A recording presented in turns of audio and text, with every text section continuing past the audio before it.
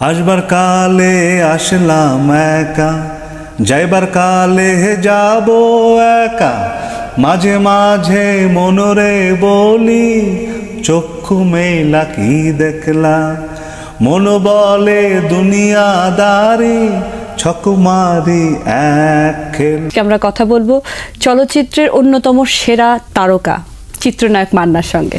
কেমন আছেন? ভালো। আসসালামু আলাইকুম। সবাইকে প্রশ্ন করি, আপনাকেও করতে ইচ্ছে করছে যে এখন কি দিয়ে ব্যস্ত আছেন? ফিল্ম নিয়ে ব্যস্ত, শুটিং, ডাবিং, আর ফিল্মের মাঝে সংসার আছে, স্ত্রী, বাচ্চা। আমাদের একটা জিনিস সবসময় কাজ করে যে সবাই বলে ফিল্মের প্রতি একটু অনীহা থাকে মানুষের, আমি ফিল্মে আসতে চাই না, এই সেই অনেক কিছু। কিন্তু আপনি চলচ্চিত্রে আসার জন্য এই যে আগ্রহটা, সেটা আপনার কেন, মানে আগ্রহী হলেন কেন? ছোটবেলা থেকে ইচ্ছে ছিল যে আমি ফিল্মে অভিনয় করব। কারোর ইচ্ছে থাকে ডাক্তার, কারোর ইঞ্জিনিয়ার। তো আমার মা বাবার স্বপ্ন ছিল যে আমি হয়তো ডাক্তার হব বা ইঞ্জিনিয়ার হব। সে স্বপ্ন হয়তো সার্থক হয়নি, কিন্তু আমার বাবা মা কিন্তু সার্থক, আমি একজন চলচ্চিত্র অভিনেতা হয়েছি, এটা আমার মনে হয়েছে পরবর্তীতে। তো ফিল্মে আসার জন্য ছোটবেলা থেকে একটা ঝোঁক ছিল আমার। আমি সবসময় রাজ্জাক ভাইয়ের ছবি বেশি দেখতাম ছোটবেলা। সেই সব ছবি দেখেই আস্তে আস্তে একটা আগ্রহ সৃষ্টি হলো। দেন নতুন মুখের সন্ধানে, মানে একটু ইন্টারাপ্ট করি যে নতুন মুখে নাম কেন, যদি বলি যে নাম দিলেন বা কেন? আচ্ছা, আমি ঢাকা কলেজে তখন পড়ি, জিওলজি অনার্স। আচ্ছা, তাহলে মানে জাস্ট এইচএসসি পাস করে এসেছেন? তো বলাকা হলে ভীষণ ছবি দেখতাম, বলাকা সিনেমা হলে। মাঝখানে একটু প্রশ্ন করি, আপনার প্রথম দেখা ফিল্মের নাম কি? আমার প্রথম দেখা ছবির নাম আগন্তক, অবসমন, এইসব ছবি। আচ্ছা, ওকে, হ্যাঁ, সরি। হ্যাঁ, তো আমি বলাকা হলে ছবি দেখে সবসময় একটু ডান পিটে ছিলাম, একটু দুষ্টামি করতাম, একটু হইহুল্লোড় করতাম। তো হলের ভিতর যে দেখি যে নতুন মুখের সন্ধান, আচ্ছা, নতুন ছেলেমেয়ে না হবে এফডিসি থেকে। তারপরে টিভিতে দেখলাম, তারপর পেপার পত্রিকা দেখলাম। তখন সব বন্ধু বান্ধব মিলে বললাম যে আমি একটা ইন্টারভিউ দেই। তো ইন্টারভিউ দিলাম, চান্স পেয়ে গেলাম। টিভিতে আপনাকে কি জিজ্ঞেস করেছিল, মানে আপনাকে কি অ্যাক্টিং করে দেখাতে হয়েছিল? আমাকে ওখানে ছিল সুভাষ দত্ত ছিল, দিলীপ বিশ্বাস ছিল, কাজী জহির ছিল, কর্নেল শাহাবুদ্দিন, সবাই ছিল, ববিতা ম্যাডাম, রাজ্জাক ভাই ছিলেন। তখন বললো যে আপনার কেমন লাগছিল যে আমি ভয় নার্ভাস ছিলাম, রাজ্জাকের ফিল্ম দেখে আপনি ফিল্ম করার জন্য ইন্সপায়ার্ড, উনি সামনে বসা? আমি ভীষণ নার্ভাস। তার আগে কি ওনাদেরকে তো কখনো সামনাসামনি দেখিনি? ও মাই গড, আমি এখন বুঝতে পারছি আপনার সিচুয়েশনটা। তখন আমার জিজ্ঞেস কি জানেন আপনি? তখন বললাম যে আমি নাচতে জানি। তখন নাচ দেখান, তো নাচ দেখালাম। না, আপনি কি আসলে নাচতে জানতেন? হ্যাঁ, আমি না মানে শিখেছেন? না ওইরকম না, ক্লাসিক্যাল করে না, হ্যাঁ দেখে নাচ আমি শিখেছি। অভিনয় দেখান। আচ্ছা, তখন আমি বললাম আমি অবসমন ছবির অভিনয় দেখাবো। তখন রাজ্জাক সাহেবের অভিনয় রাজ্জাক সাহেবের সামনে দেখাচ্ছে। তো 29 জনের ভিতরে মনে হয় 19 না 20 নাম্বার আমার নাম এসেছিল। তো আজকে আমাদের সাথে দিতি ম্যাডাম ছিলেন, খালেদা, কল্পনা, আমির, সিরাজি, অনেকে ছিলেন আমাদের সাথে। আজকে অনেকেই নেই, নিপা মোনালিসা ছিলেন। তো লাস্টে সোহেল চৌধুরী ছিলেন আমাদের হিরো, সুব্রত, লাস্টে সবাই চলে গেলেন যার যার মতো। কিন্তু আমার একটা ধৈর্য ছিল ভীষণ। এই অফিস পাড়া ঘুরতাম, এফডিসিতে ঘুরতাম, এর শুটিং দেখতাম, এর দ্বারের কাছে যেতাম, ওর কাছে যেতাম। হ্যাঁ, অফিস পাড়ায়, ফিল্মের অফিস পাড়ায় যেতাম যে আমাকে একটা সুযোগ দেন।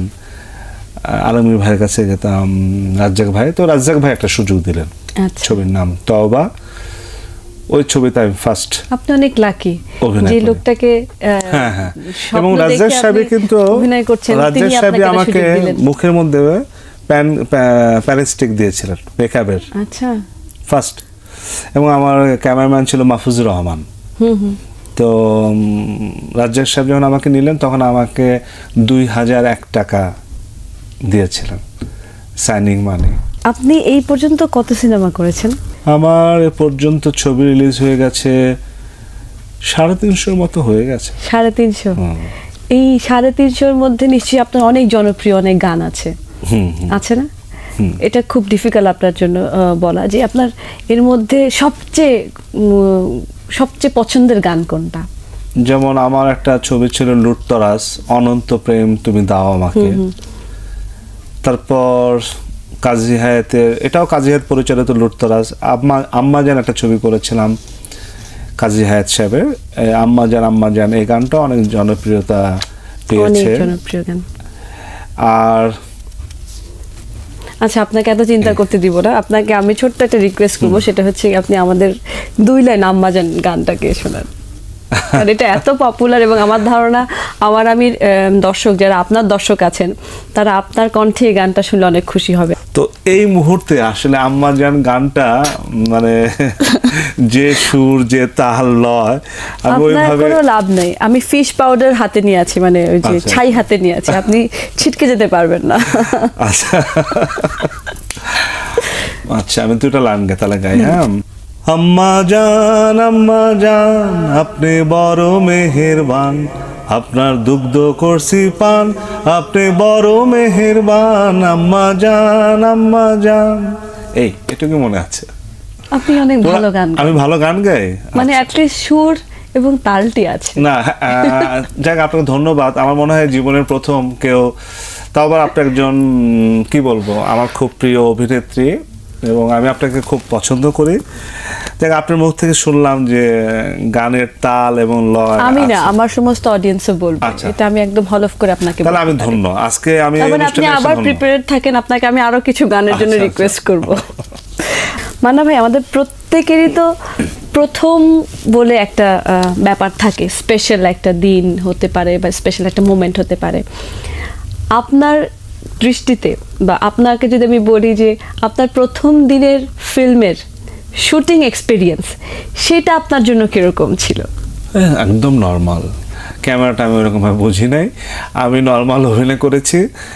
মাহফুজুর রহমান ক্যামেরা, আজহারুল ইসলাম খান বললো যে ক্যামেরা অ্যাকশন, আমি মাহফুজ ভাই ক্যামেরা চালাচ্ছে। প্রথম শব্দটাই ছিল ছবিতে, আমার মনে আছে, মা, এই প্রথম আমার সংলাপ ছিল ছবিতে। রাশেদা চৌধুরী ছিল আমার মা। তো আমি চিৎকার করে রুমে ঢুকছি, রাজ্জাক সাহেব সবাই উপস্থিত আছেন, সবাই করেছি, পারফরমেন্স করেছি। করার পরে ফিল করলাম যে ও সিনেমা করলাম না, আচ্ছা শুটিং করতেছি, এরকম একটা ভাব এসেছিল মনের ভিতরে। তো সবাই বোনদেরকে, মা বাবাকে সবাইকে বলছে সিনেমা করে আসলাম, শুটিং করে আসলাম। তো বন্ধু বান্ধব সবাই মানে এনজয় করেছে, কিন্তু ফিল্ম পিপলদের অ্যাবসেন্সে। আচ্ছা আচ্ছা, মানে বাসায় এসে বললাম জানিস আজকে এরকম হলো, এরকম হলো। ওনাদের ফিল্ম পিপলদের সামনে আমি না এটা বলতে পারিনি, আমার ভিতরে কথাটা বলতে পারিনি।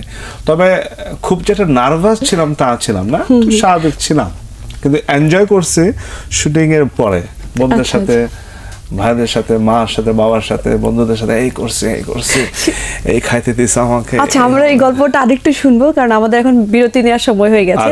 সো আপনার আম্মা, আপনার বোনরা আপনাকে কখনো এগুলো নিয়ে টিজ করে কিনা সেটাও আমরা জানবো, কিন্তু সুপ্রিয় দর্শক, তার আগে ছোট্ট একটা বিজ্ঞাপন বিরতি। মান্না ভাই, আপনি খুব সুন্দর করে বলছিলেন, শুধু বিজ্ঞাপন বিরতির জন্য আপনার কাছ থেকে একটু সময় নিলাম। কথা হচ্ছিল আপনার বোন, আপনার মা, ওই প্রথম দিনের আপনার এক্সপিরিয়েন্স নিয়ে অনেক মজা করছিলেন। আরেকটা প্রশ্ন এটার সাথে অ্যাড করতে চাই, সেটা হচ্ছে আপনার বোন বলেন বা আপনার বাচ্চা বলেন, আপনার অভিনয় বা আপনার নাচ, এগুলো নিয়ে কি কখনো সমালোচনা করে বা টিজ করে? না, আমি একটা ছবি দেখতে গিয়েছিলাম, ছবির নাম আম্মা জান। আমার ওয়াইফ ছিল, আমার সন্তান ছিল, গাড়িতে একটা মানে বোমার ঘটনা ছিল গাড়িতে।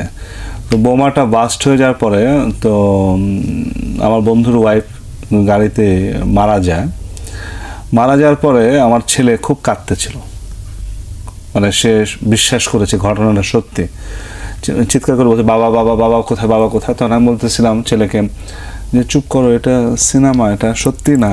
বলে যে না বাবা, এটা সত্যি। আমি না, এটা সিনেমা, তুমি চুপ করো বাবা, চুপ করো। সে কোনোভাবে চুপ করছে না, চিৎকার করছে। তারপর যাই হোক কন্ট্রোল করে।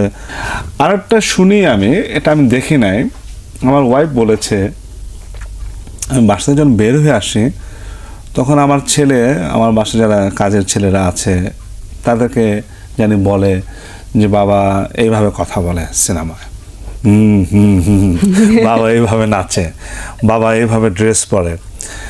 কিন্তু আমি যখন যাই, যখন তাকে জিজ্ঞেস করি, সে না। এখন ফিল্মের প্রতি তার কোনো আগ্রহ নাই, বাট সে স্কুলে কোনো সময় সে বলে যে তোমার বাবার নাম কি, তখন বলে যে আমার বাবার নাম এস.এম. আসলাম তালুকদার। মান্না শব্দটা সে কম বলতে চায় এখন, মানে আপনার আসল নাম কম বলতে চায়। আপনার আসল নামটা কি আসলে এটা নাকি সে এমনি না না এস.এম. আসলাম তালুকদার মান্না। ওকে, তো মান্না বলে না, তো সে বাবা ফিল্ম অ্যাক্টর, নায়ক, এটা তার প্রাউড ফিল সে করে না। সে তাকে বলে তোর বাবা কি করেন, মুভি অ্যাক্টর। ওকে, বলার সাথে সাথে সে অন্য প্রসঙ্গে চলে যায়। আচ্ছা, কারণ সে ইদানিং লজ্জা পায়। কি কারণ লজ্জা পায়? আমাদের দেশের গান টিভিতে যেসব টিএনএ বা বিভিন্ন চ্যানেলে দেখানো, একটু ইন্টারাপ্ট করি, ওর বয়স কত? 13 বছর। ওকে, এখন তাকে যে সব গান মানে টিভিতে দেখছে, এতে বম্বের ছবির সাথে কম্পেয়ার করতে যায়, তো তখন তার আর ভাল লাগে না। তখন সে বলে যে বাবা তুমি ডান্স করো না, বাবা তুমি এই ধরনের ফাইট কেন করো। কিন্তু আমি বোঝাতে পারি না যে বাবা আমার ছবির বাজেট হচ্ছে 50 লাখ আর ওদের ছবির বাজেট হচ্ছে 50 কোটি। ওদের দেশটাও বড়, ওদের বাজেটটাও বড়, আমার দেশটা ছোট, আমার বাজেটটাও ছোট। এই জিনিসটা বোঝাতে পারি না, যার জন্য ওর ভিতরে শাহরুখ খান ঢুকে আছে, ঋত্বিক ঢুকে আছে, ঐশ্বরিয়া ঢুকে আছে। তো আমাদের নেক্সট জেনারেশন যারা আসবে তারা আমাদের ব্যাপারে খুব শেকি হয়ে যাবে ফিল্মের ব্যাপারে। বিকজ আমাদের আমলে আমরা যখন ছোট ছিলাম এত কিছু দেখি নাই, তো ওরা কম্পেয়ার করা শুরু করেছে।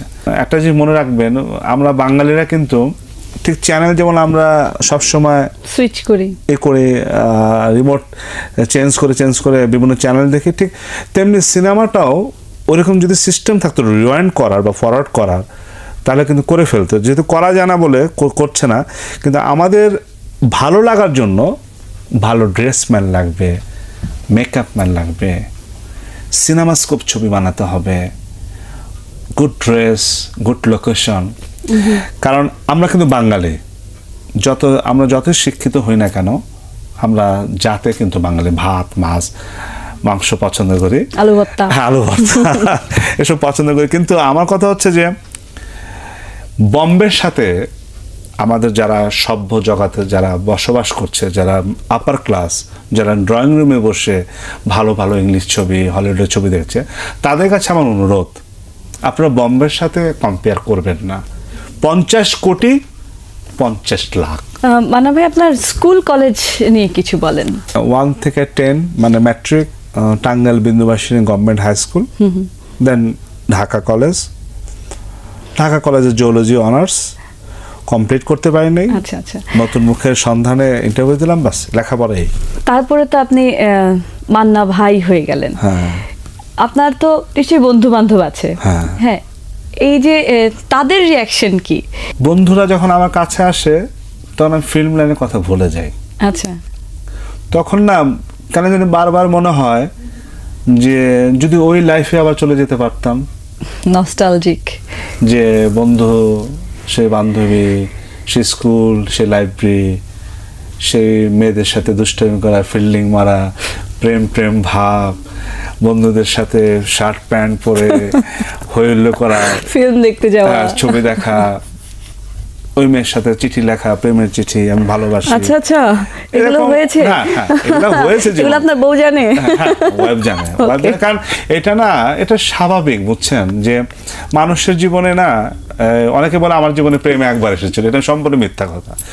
অনেক সময় অনেক ভাবে প্রেম আসতে পারে। তো বন্ধু বান্ধবরা অনেকে আছে, তাদের সাথে যোগাযোগ হয়। তো কিছু ফ্রেন্ড আছে, আমার একটা ফ্রেন্ড তোপা নাম, রোজ, সুলতান আমার একটা ফ্রেন্ড, হেলাল আমার একটা বন্ধু, এরা এখন সংসার জীবন নিয়ে ব্যতিব্যস্ত। মাঝখানে আমার একটা বন্ধু আসছিল ওপেন হার্ট করার জন্য, তা আমার কাছে সাহায্য চাওয়ার জন্য আসছিল। আমি একটা কথা হলো, সাহায্য কোথায় ভর্তি হবি বল? তো ডায়াবেটিস হাসপাতালে ভর্তি হলো, তো কি রিং লাগাতে হয়, তো আমি সব ব্যবস্থা করে দিলাম। তো কাঁদতে ছিল, তা আমিও কাঁদতে ছিলাম, ও আমাকে আপটা করে বলতেছিল ছোটবেলার মনে। হ্যাঁ, তখন না আমার খারাপ লাগছে যে হয়তো আমার পজিশনের জন্য বা আমি হিরো হয়ে গেছি বলে ও বলতেছে আপনি, না দোস্ত তুই করে বল, তুই করেই বলবি আমাকে, আপনি করে বলিস না। তো অপারেশন করার পরে আমি টাঙ্গালে ভালোভাবে বিদায় করে দিয়েছি। আর ফিল্মে আমার একটা বন্ধু আছে, বড় ভাই বন্ধু, এছাড়া ফিল্মে আমার কেউ বন্ধু না। Is a very commercial line, এখানে বন্ধুত্বের কোনো মূল্য নাই। আমার একটাই বন্ধু আছে, সে হচ্ছে আমার ফাইট ডিরেক্টর মুসলিম ভাই, যে আমার ফ্যামিলি মেম্বার, যে আমার সুখের সময় আমার পাশে ছিল, দুঃখের সময় আমার পাশে। স্বার্থ না চলি না। আর ফিল্মে পৃথিবীর কোনো জগৎ যদি থাকে, চলচ্চিত্র জগৎ, এর মতো স্বার্থপর জগৎ পৃথিবীর কোনো জায়গায় নাই। We are everybody commercial. হৃদয়, প্রেম, ভালোবাসা, বন্ধুত্ব, চাওয়া পাওয়া সব মেকি, এভরিথিং মেকি। কেউ যদি বুকে হাত দিয়ে বলে, ফিল্ম পিপুল যদি কেউ বলে যে আমরা সবাই এক পরিবার, নো, মিথ্যে, সবাই আলাদা। আমি খুব প্র্যাকটিক্যাল। ফিল্মের ব্যাপারে আমি খুবই মানে, আপনি হয়তো জানেন না যে আমি ফিল্ম ছাড়া আমার কোনো চিন্তা ভাবনা নেই। আমার ছেলে একটা, আমার ওয়াইফ, তাদেরকে আমি যে ভালোবাসি সেটা আমার বহির প্রকাশ নাই। আমি বিশ্লেষণ করতে পারি না আমার ছেলের কাছে বা আমার ওয়াইফের কাছে, এক্সপ্লেইন করতে হ্যাঁ, কিন্তু আমি কিন্তু অনেক লাভ করি, কিন্তু আমি বোঝাতে পারি না। টিভির পর্দা আসছি বলে বা আপনার সাথে কথা বলছি বলে আমি কথাগুলো বলছি তা না, বা আমার ওয়াইফকে শোনাবার জন্য তাও না, এটা আমার মনের কথা। তো ফিল্মে হচ্ছে আমার একটা মাত্র বন্ধু, সে হচ্ছে মুসলিম, যে আমার সুখ দুঃখের সাথী, ভাই, বড় ভাই, ফ্রেন্ড। আর তাছাড়া ফিল্মে আমার কোনো বন্ধু বান্ধবী নেই। ফুললি আমি কমার্শিয়াল লাইফ লিড করি। আর আমার স্ত্রী, সন্তান, বাবা মারা গেছে, মা আছে, 2 ভাই 2 বোন, বাস চলছে। গুড। আচ্ছা, এই পর্যায়ে আপনার স্ত্রীকে আমরা বলবো কান বন্ধ রাখতে, কারণ একটা প্রশ্ন করবো আপনাকে, কারণ আপনি এত ফিলিং, তারপরে চিঠি লেখা, এত কিছু বললেন, এই প্রশ্নটা আমি আপনাকে না করে থাকতেই পারছি না। দ্যাট ইজ, আপনি প্রথম প্রেমে পড়েছেন কোন বয়সে, সেটা কি আপনি বলতে চান কিনা সেটা ভাবেন, তার আগে সুপ্রিয় দর্শক ছোট্ট একটা বিজ্ঞাপন। মান্না ভাই, যে প্রশ্নটা করেছিলাম যে আপনি প্রথম প্রেমে পড়েছেন কত সনে এবং কোন বয়সে, সেটা একটু জানতে চাই। ইভেন আরো যদি বলেন কার প্রেমে, সে কত বছর বয়সে ছিল? কারো সংসার ভাঙার ইচ্ছা আমার নেই, তবে আমি প্রেম করেছি 9-10।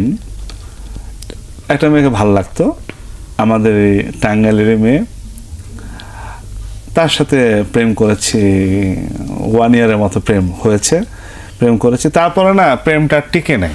টিকে নেই কেন? ওটা বালক বয়স, না না, টিকে নেই কেন? ম্যাচুরিটি ছিল না। যে না হঠাৎ করে মেয়েটা বিয়ে দিয়ে দিয়েছে, মানে খুব আর্লি বিয়ে দিয়ে দিয়েছে। তাও আবার একজন থাক, ভালো জায়গায় বিয়ে হয়ে গেছে, বিয়ে দিয়ে দিয়েছে। তারপর ওইটা না আর ভাবি নাই। কিন্তু স্কুলে বা কলেজ লাইফে যে ফিল্ডিং যে মেরেছি, মেয়েদের সাথে দুষ্টামি করেছি, ফ্রেন্ডশিপ হয়েছে, কিন্তু সিরিয়াস কোনো পর্যায়ে যায়নি যে এই শুনো আমি তোমার ছাড়া বাঁচবো না, আমি তোমাকে ভালোবাসি, জানো কাল ঘুম হয় নাই সারা, এটা এই ধরনের না, এই ধরনের ল্যাঙ্গুয়েজ ইউজ করে নাই। খালি এটা বলছি তোমাকে ভালো লাগে, তোমাকে ভালোবাসি, বাস। এছাড়া বেশি কিছু বলতে পারিনি।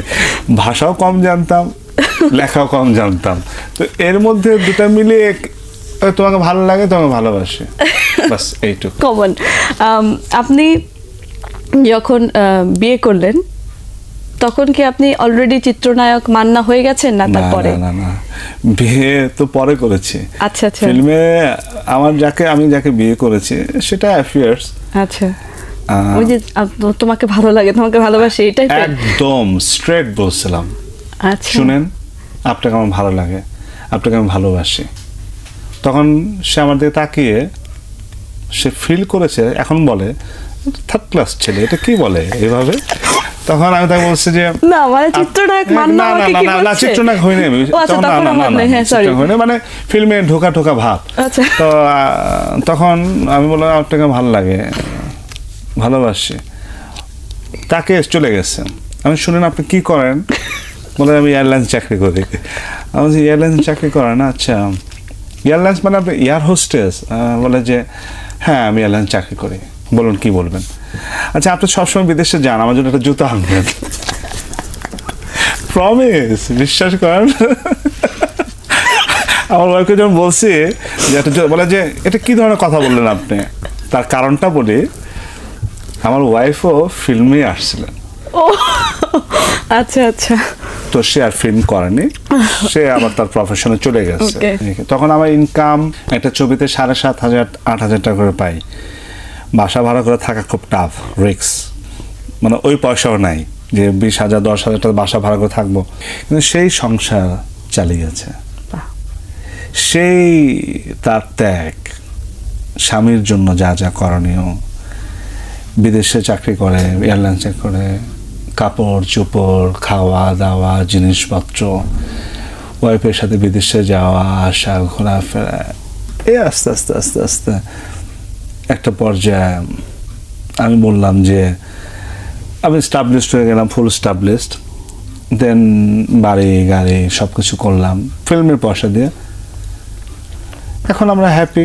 আপনি তো বলেছেন ফিল্ম আপনাকে সবকিছু দিয়েছে, আপনাকে জাতীয় পুরস্কার দিয়েছে বিশ্বনিক ছবিতে। বিশ্বনিক ছবিতে। আমাদের দেশে এর থেকে বড় পুরস্কার তো আর হয় না। অবশ্যই এখন যদি আমি আপনাকে প্রশ্ন করি যে বলবেন যে না অনেক ভালো লেগেছিল এরকম? স্বীকৃতি পাওয়া, একটা অভিনয়ের স্বীকৃতি পাওয়াটা এটা একটা বিশাল ব্যাপার। যে সামাজিকভাবে যারা বুদ্ধিজীবী, জ্ঞানী, গুণী, তাদের মাধ্যমে স্বীকৃতি পাওয়া, মানে দর্শক তো আছে, তার সাথে হচ্ছে তো এদের স্বীকৃতি পাওয়াটা একটা বিশাল ব্যাপার, এটা আনন্দের ব্যাপার, এটা গৌরবের ব্যাপার। আমি মনে করি এটা আল্লাহর রহমত। দেখেন আমি হিরো হয়েছি, কেন হয়েছে, কি কারণে জানি না, এটা এটা আমার দর্শক যারা, তারাই আপনাকে আমাকে বানিয়েছে, আল্লাহর রহমত, সৃষ্টিকর্তা। কারণ আমার মতো অনেক মান্না আছে, আমার মতো দেখতে, আমার চেয়ে বেশি সুন্দর। আমি মোটেই সুন্দর না, টোটালিটি মিলে হয়তো আমি একটু ভালো, লম্বা চোরা আছি, একটু মানে হাইট কত 6, মানে 5'11" একটু বেশি, মানে 6 বলা চলে। আর এই জুতা সহ না, জুতা সহ বেশি মনে হয় 6'1" হবে এরকম। আপনি কি জানেন আপনি অনেক সুন্দর করে কথা বলতে পারেন? আপনার একটা ক্ষমতা আছে, সেই প্রসঙ্গে একটা কথা বলি। বলেন। আপনি ইলেকশন করবেন কখনো? আরে সর্বনাশ, আমাদের দেশে ইলেকশন করবেন কি করবেন না, হ্যাঁ বা না, আমরা আর ব্যাখ্যাতে যাব না। হ্যাঁ করব। That's good. টুডে টুমরো ইচ্ছা আছে, তবে সেই ইচ্ছাটা হচ্ছে একদম সেবামূলক, মানে কিছু করণীয়। ওকে মানব ভাই, আমরা আমাদের অনুষ্ঠানের একদম শেষে এসে পৌঁছেছি। আমাদের কিছু প্রশ্ন আছে, সেই প্রশ্নগুলোর কিছু উত্তর আপনাকে দিতে হবে। ওকে শুরু করি। নিজেকে অভিনেতা হিসেবে কত নাম্বার দিবেন 10-এ? 0। আমরা এটাকে বিনয় হিসেবেই ধরে নিলাম। আপনার স্বপ্নের নায়ক? রাজ্জাক। স্বপ্নের নায়িকা? স্বপ্নের নায়িকা সেরকম কেউ নেই। কার সাথে কাজ করতে বেশি ভালো লাগে? পপি, মৌসুমী, শাবনূর, পূর্ণিমা? শাবনূর খুব ফ্রেন্ডলি। বেস্ট কোয়ার্টিস্ট, একটা নাম বলতে হবে, we don't need any explanation. কার সাথে কাজ করতে বেশি ভালো লাগে? আপনার কোয়ার্টিস্ট সবচেয়ে ভালো কে? পপি, শাব, পূর্ণিমা। ওকে এখন কার অভিনয় বেশি ভালো লাগে? রিয়াজ, শাকিব, ফেরদৌস? ফেরদৌস। ওকে প্রেমের সংজ্ঞা কি? প্রেমের কোনো সংজ্ঞা নেই, তবে আমি মনে করি অনুভূতি। আপনি 10 বছর পর নিজেকে কোথায় দেখতে চান? ফিল্মে। ফিল্মে। ওকে কতদিন বাঁচতে চান? বাঁচার অনেক ইচ্ছা, তবে ভাগ্যে কি আছে জানি না। ওকে লাস্ট প্রশ্ন, কি ভয় পান? ব্ল্যাকমেল। ব্ল্যাকমেলিং। ওকে বিশ্বাসঘাতকতা যে করে, মানে থাকে না দুর্বলতার সুযোগ জিতে নেয়। আপনাকে অনেক ধন্যবাদ। নানা ভাই, আমরা আমাদের অনুষ্ঠানের একদম শেষের দিকে চলে এসেছি। ছোট্ট একটা প্রশ্ন এবং ছোট্ট একটা উত্তর চাই, এবং তার সাথে ছোট্ট একটা রিকোয়েস্টও আছে। সবকিছু ছোট ছোট? সবকিছু ছোট ছোট, আমি কিন্তু বড় বড় উত্তর দেব, কারণ আমাদের সময় অনেক কম, সময় স্বল্পতা আছে। আগামী ঈদে মুক্তি পাচ্ছে আপনার প্রযোজিত একটি ছবি, সেটা হচ্ছে মনের সাথে যুদ্ধ। সেখানে জেমস একটি গান গেয়েছেন। জেমস গান গেয়েছে। আমরা সেই গানটি আপনার কাছ থেকে শুনতে চাই। তার আগে আমি দর্শকদের কাছে একটু বিদায় দিয়ে দিচ্ছি। সুপ্রিয় দর্শক, আজকের আমার আমিতে যে অতিথি এসেছেন চিত্রনায়ক মান্না, তার অজানা অনেকখানি তথ্য আপনাদেরকে জানাতে পেরেছি এবং সেই সাথে তার মনের কিছু সত্য কথা, তার মনের কিছু অপ্রকাশিত কথা আপনাদেরকে অবশ্যই জানাতে পেরেছি। আমাদের অনুষ্ঠান কেমন লাগলো জানাবেন। দেখা হবে আপনাদের সাথে আগামী সপ্তাহে। আসবার কালে আসলাম একা, যাইবার কালে যাব একা, মাঝে মাঝে মনরে বলি চক্ষু মেলা কি